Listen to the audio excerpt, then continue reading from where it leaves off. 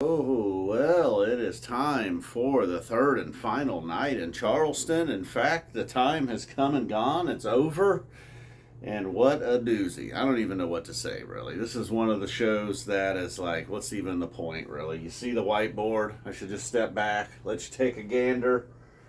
Imagine, so what was the good part? All of it, really. I don't know. It's tough to tell the first set, much like last night. Really tough to say what was what was the highlight? There were so many. What was even my favorite part? Sometimes your favorite part isn't necessarily the highlight. Again, hard to say. I mean, you see Walk Away down here, really.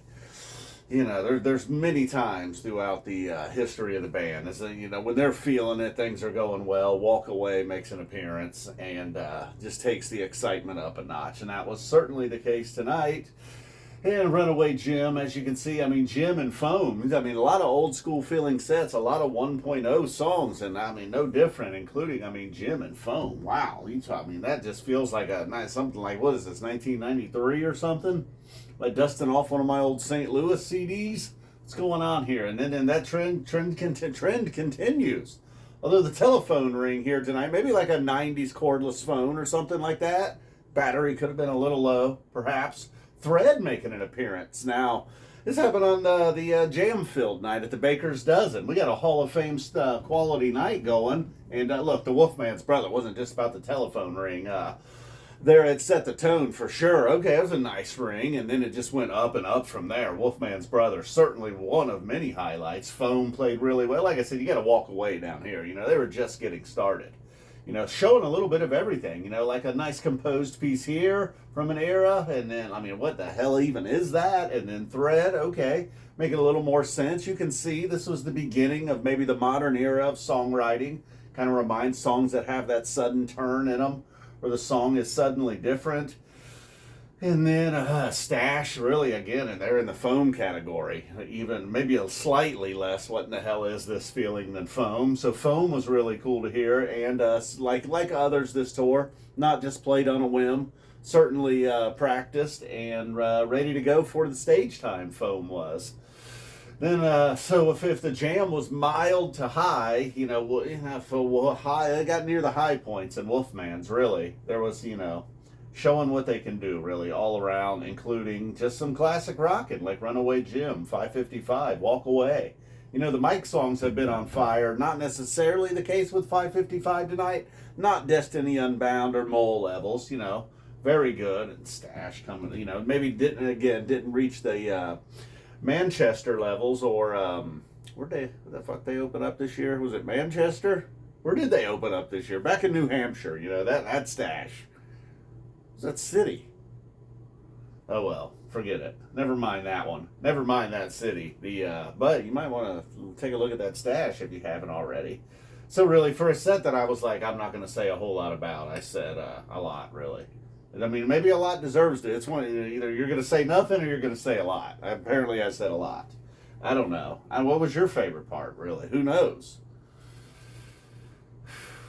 The Red getting into another Hall of Fame set. How about that? And then they ended with Drift While You're Sleeping. They did play that. That's not just on the whiteboard. I wasn't just practicing my D's.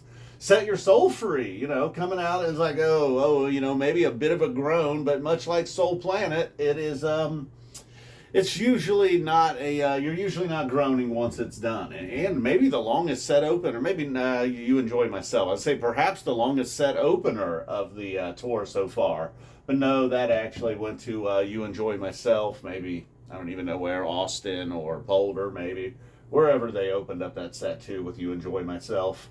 And the Set Your Soul Free really getting it going. It kind of felt like a combo with Tweezer. And really Golden Age and Ghost, same way. Kind of felt like a combo with Tweezer. And, much like the first set, like, what are we really going to say? This is much different, though. Over here, while they were showing the composed pieces, the rock and roll pieces, the what the hell is this piece? And then over here, it was like, all right, here are some of our jam vehicles. And some really, if you got some Hall of Fame songs over here, these are also going to be in the Hall of Fame for different reasons. Ghost, Tweezer, okay, maybe not Set Your Soul Free. Perhaps not even Golden Age, not allowed. It's not even one of their songs. Although all four of them, Golden Age getting the tail end of it. not wanting to, or just wouldn't, maybe, I don't know if not wanting to is the right word, just they did not go with the 4-song set. Although, late into the Ghost, it felt like if this continues much longer, what do we got here?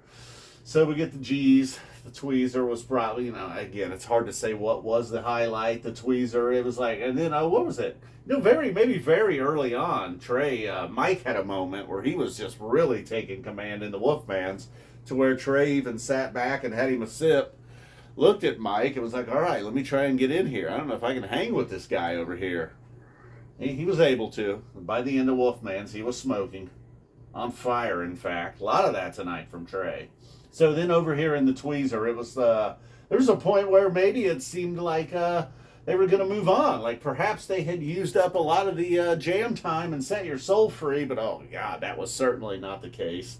Everyone seemed to just find a big peak to maybe got each one perhaps even got more explosive from Set Your Soul Free down to Ghost.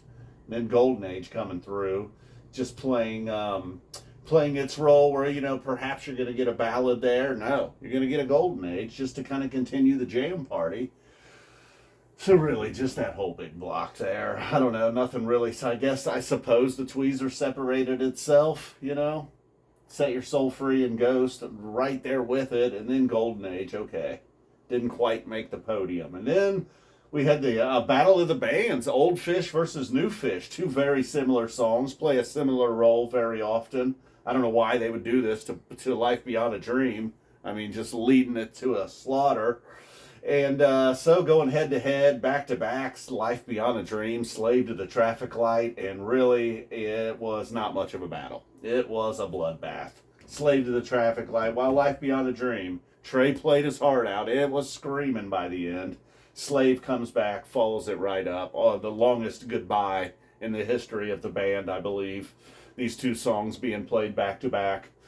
And then, so Slave, while maybe not just the ferocious shredding by the end, didn't quite need to hit the speeds, It hit the spot.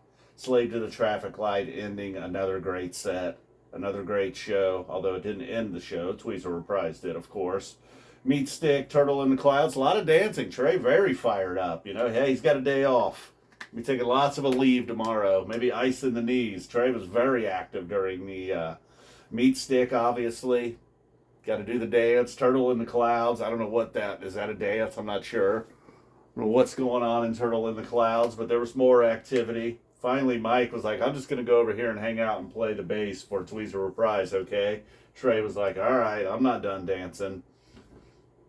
So we got some Casbot. We did revisit a Halloween show. Man. Can't believe he did Life Beyond a Dream. I'm kind of glad he did Life Beyond a Dream like that. Man. Lord. Brought a jug of orange juice to a knife fight. Get out of here, Life Beyond a Dream. You're done. Slave. Still the champ of set closers. Anthems. Goodbye. It's the greatest goodbye in rock and roll. Slave to the Traffic Light. That would even... Life Beyond a Dream. Trey was like, let me give it a shot. Come on. I think it's a good song.